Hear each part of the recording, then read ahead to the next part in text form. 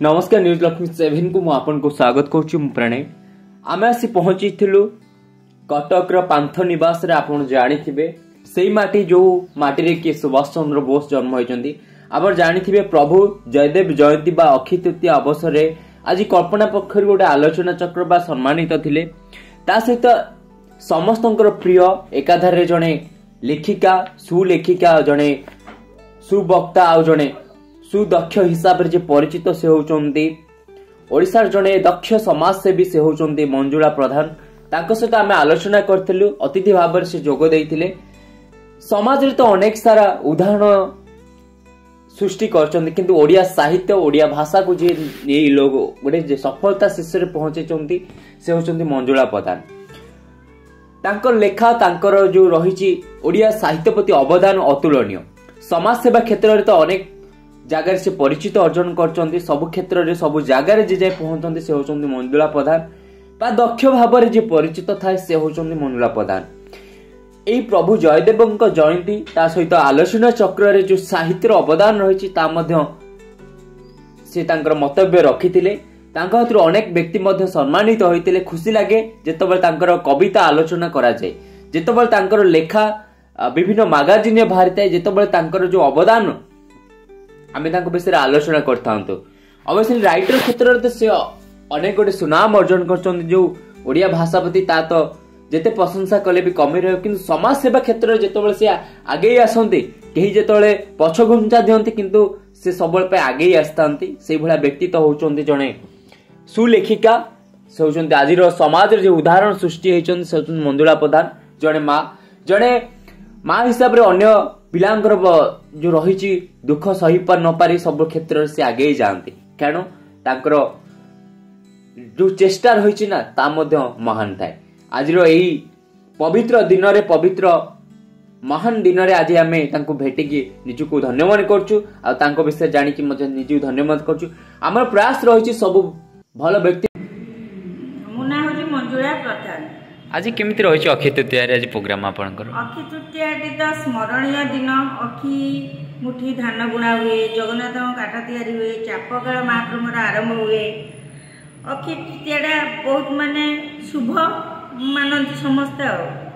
घर प्रतिष्ठा बाहाघर व्रतघर सब जेकोसी भल भल कम अक्षय तृतीया ही आरंभ करती अक्षय तृतीया मंद किसी धरती सबुटा ही भल हुए आपण अतिथि भाव में थिले केमिति लागिला आपनको आज कल्पना आज अतिथि भाव में आसी बहुत खुशी लगे निजको गर्वित अनुभव कली आते कवि कवियत्री अन्य अतिथि आसते सागरे मिसिकी मत गोटे निजर आत्मीयता लगे आ गोपाल बाबू जी सी तो मोर भाई भाया सी तो अति स्नेह बंधन आम दिज जोड़ी हो फैमिली मो फैमिली। अच्छा आज न्यू जेनेरेशन मान को जो आडिया साहित्य क्षेत्र कौन कहे कहे जेकोसी साहित्य आसर होसतु आजिकल जो पिला माने कि आमर आसुवा जेनेरेशन जो सब किसी दुनिया विषय कि ओषा बार तिथि विषय जानी ना ठाकुर विषय जानू ना एमती लेखा मध्यम लिखतु जे कि समस्ते सहजे बुझीपर सहजरे भी आज न्यू जेनेरेशन पिला ग्रहण करें केते वर्ष होलानी कल्पना सहित केते वर्ष आपण हे गलानी जड़ित अछंती मु 5-6 वर्ष जड़ित अच्छी सबुआड़े जाऊँ उद्यमान स्वेच्छासेवी रे मु अच्छी सांस्कृतिक सांबादिक संपादिका तापरे सोशल वर्क रे वृद्धाश्रम अनाथ आश्रम अपना घर गोटे प्रोग्राम होता केन्द्रापड़ा जाइली शीत दिने वृद्ध लोक मैंने जो शीत बस स्टाण्ड रोड साइड थरुंट आम सब ग्रुप मिसे कमल बंटन करूँ वर्षा होता मझे सब लुगापड़ा लोक दिखाई समस्त को कही नुआ पुराणा आणुचु दौचु तापर एवं 2टा घर पड़ जाता से भी जाए यथासंभव आम छिड़ा होती साज्य लोक मान करूँ सब भावे आम जदि क्या 100 गुणा करूँ भगवान तो क्या मध्यम निज लोक तो केवे करेनि माने बाहर लोक मध्य କିଛି ନହେଲେ ତ 1% ଆମକୁ ହେଲ୍ପ କରିବେ। ଆଉ ଯେଉଁମାନଙ୍କୁ ଆମେ ସାହାଯ୍ୟ କରୁଛୁ ସେମାନେ ମା ମାନେ ବହୁତ ବୟସ୍କ ଲୋକ ଅଛନ୍ତି, ଛୁଆ ପିଲା ଅଛନ୍ତି, କିଛି ନହେଲେ ତାଙ୍କର ଆଶୀର୍ବାଦ ସ୍ନେହ ଶ୍ରଦ୍ଧାରେ ତ ଆମକୁ ମିଳୁଛି। ଆଉ ସେଇ ସ୍ନେହ ଶ୍ରଦ୍ଧା ଭିତରେ ମୁଁ ନିଜକୁ ନିଜ ଛୁଆ ପିଲା ଭାବି ଜଡ଼ିତ କରିନେଇଛି। ଆଉ ବର୍ତ୍ତମାନ ଯୁଗରେ ଆଜିକାଲି କିଏ ଯଦି ଗୋଟେ ଭିକ ମାଗୁଛି, ସେ ଗୋଟେ କିଛି ପାଉନି, ଭିକ ମାଗୁଛି, କାମ କରୁନି, ଆରେ ତା ବି ବୁଝିବା କଥା ସେ ଲୋକର ପ୍ରୋବ୍ଲେମ କ'ଣ। କାହାର ହାର୍ଟ ପ୍ରୋବ୍ଲେମ, କାହାର ବ୍ରେନ୍ ଷ୍ଟ୍ରୋକ୍ ପ୍ରୋବ୍ଲେମ, କାହାର ନ୍ୟୁରୋଲୋଜି ପ୍ରୋବ୍ଲେମ, ସେ କରିପାରୁନାହାନ୍ତି ସେଥିପାଇଁ ମାଗୁଛନ୍ତି। ଭଲ ଲୋକ କାହିଁ ମାଗିବେ? ଏମିତି ଚାଲିଛି ଜର୍ଣ୍ଣି ଆପଣ? ଆଜ୍ଞା, ଏମିତି ଜର୍ଣ୍ଣି ଚାଲିଛି। ଯେତେବେଳେ ଯିଆଡ଼େ ଯେଉଁ ମୁହୂର୍ତ୍ତରେ ଯିଏ ଡାକିଲେ ଅପା ଏଠିକି ଯିବା ଏକାମରେ ମେଡ଼ିକାଲ ଡାଇରିଆ ୱାର୍ଡ଼ରେ ଆମର ଯେଉଁ ଜଗତସିଂହପୁର ଜଣେ ରାଇଟର ଥିଲେ ରମେଶ ରଥ ସାର୍ ଡାଇରିଆରେ ପଡ଼ିଥିଲେ, ମୋତେ ହଠାତ୍ ଫୋନ୍ କଲେ